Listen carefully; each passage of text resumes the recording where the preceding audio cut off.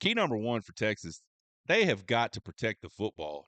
I mean, can we go one game without just turning the damn ball over? It's become like part of what we do. It is what we are.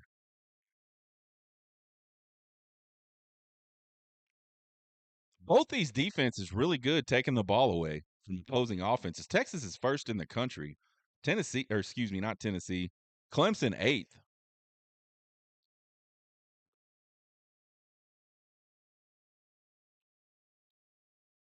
The flip side of that is Clemson is also really good at protecting the football on offense. They're ranked, they're ninth in the country in turnovers. Texas, 113th.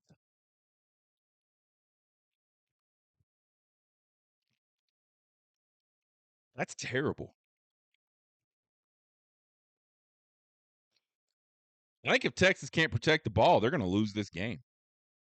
If they get into a situation where Clemson also does not turn the ball over, which they don't,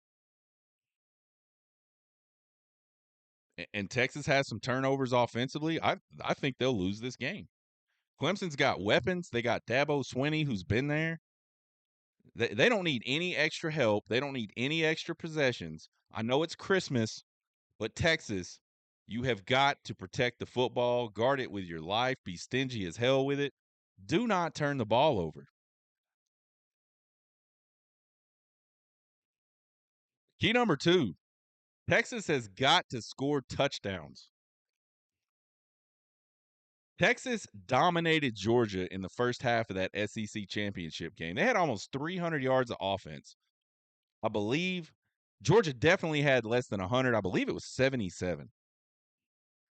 And I could have looked it up, but I didn't want to look it up. I know it was less than 100. It was an ass kicking statistically. And you know what they had to show for it? They had 6 points on the board and a 3-point lead at halftime. That absolutely cannot happen.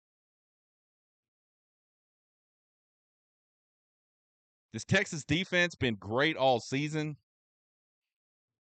but one group can only like hold the waters back for so long. I mean, if you're the Texas offense, you cannot keep putting the defense in these terrible situations where they have to almost pitch a shutout just to win the game.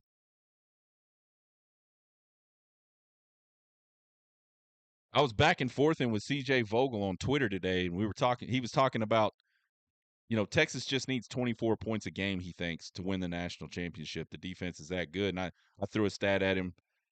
Texas has averaged 25 points per game, a little over 25 points per game for the last 7 games. He comes back and says they've only scored over 20 points once in the last 4.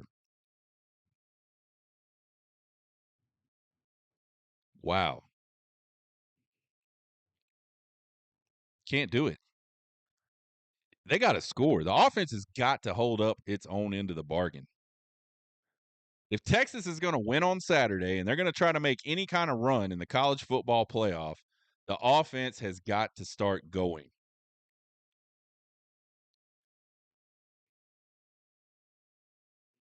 I mean, it's a really good defense, and probably they could carry this team. They just can't keep getting put in. Like if Texas could just go a game without turning the ball over and just giving away points to the other team, the defense probably could like start pitching really close to shutouts. And the offense could fumble around and mess around and figure out some ways to score some points and win games. The defense is good enough to do that. But you're in the fourth quarter of the SEC championship game. You just turn the ball over, give them 3 free points. You're in the first half of the SEC championship game. You're throwing the ball up and down the field. You just cannot get it in the end zone.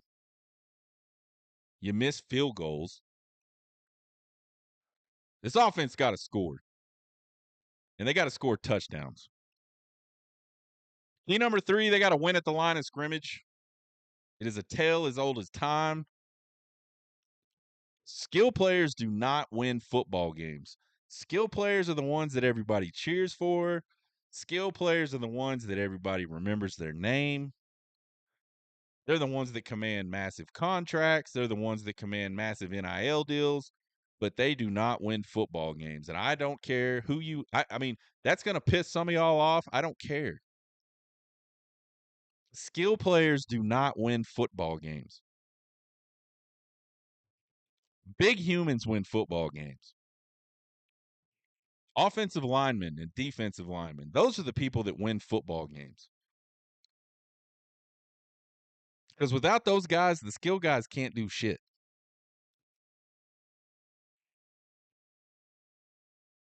I think this Texas offensive line should be able to get some movement against that Clemson D line in the run game. If they can get up to the second level, get on those linebackers, I think Texas have a really good game on the ground.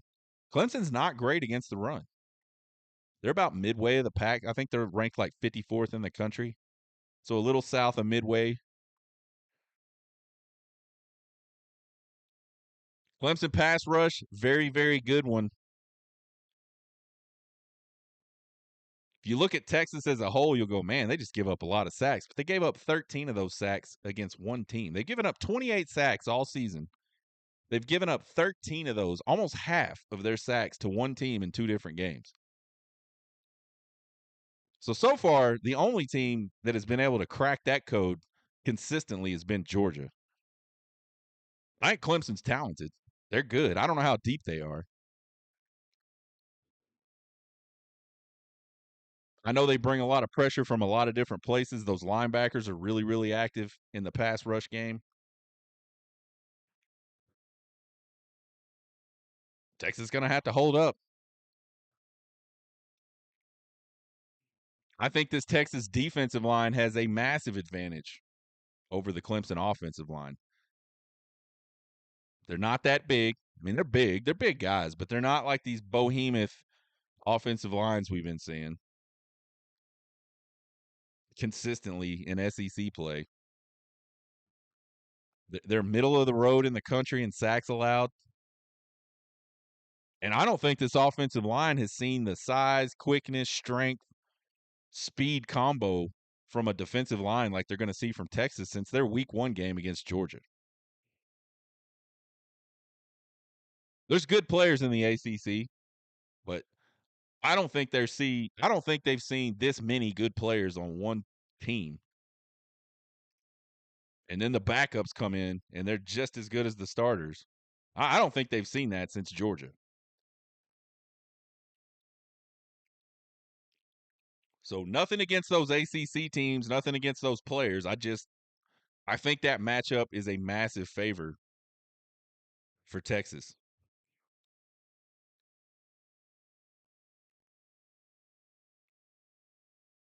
Big humans win football games. Skill position players do not. The big humans wearing burnt orange on Saturday, they need to get back on top, especially that offensive line.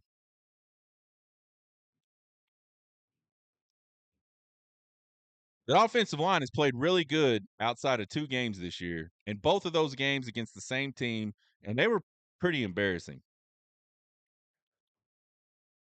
I mean, as much as Texas dominated that game in the first half in Atlanta a couple weekends ago, they almost got whipped that as bad in the second half.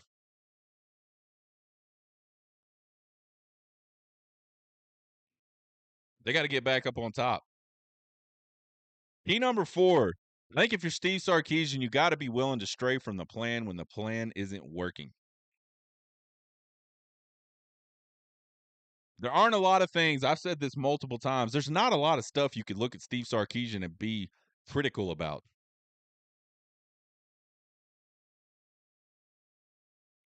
All around, to me, one of the best coaches in college football.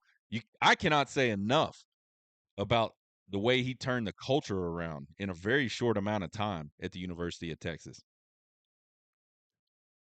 Texas was in the gutter. They're in the playoffs in year 3. They're in the playoff again in year 4.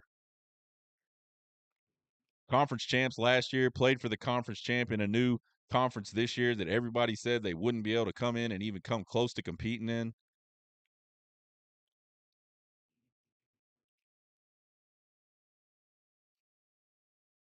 And they're just a play or two away in that game from winning the SEC in year 1.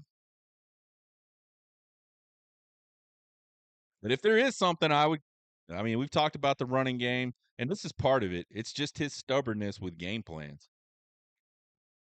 I feel like, and I don't know. I don't have no inside information. I don't know what the game plan is. I obviously don't have like a list of his plays and all that stuff, like that he's going to carry to the game. I don't know what he talks about with the team all week. So a lot of this is just speculation on my part, but it seems like he'll get surprised by something during a game, kind of like Arkansas surprised him. I don't think anybody thought Arkansas was going 3 deep safeties, picket fence, 5 yards off the ball, and 3 down linemen against Texas. I just don't.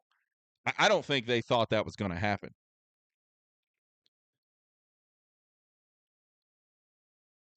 And when you see a look like that, the first thing that should pop into your head is, let's get this ball, let's get in the pistol and just get this ball going north and south.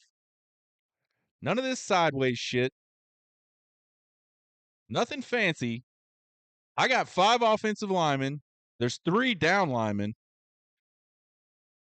We're going to get our hats on those 3 guys, and we're going to get a couple other guys up to the second level, and we're going to hand it off going downhill 100 miles an hour.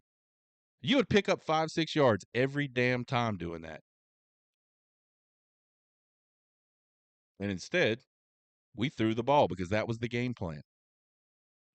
It took him till almost the fourth quarter of that game to figure out that they could run the ball against 3 down linemen. And it's not because he's stupid. He knows that. He's just stubborn. And I think this Clemson team is going to throw them some curveballs. I would not be surprised at all if Clemson came out in that same type of look.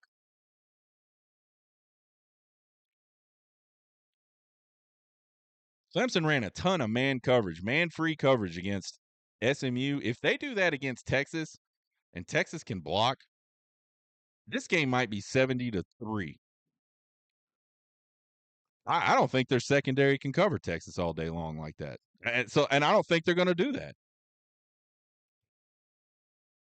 There's going to be a mix of things, and it's all going to be situational. But I think there's going to be kind of a theme for this Clemson defense, and I am really interested to see what that theme is. And then I'm also really interested to see how Steve Sarkisian adjusts to it, if he adjusts to it.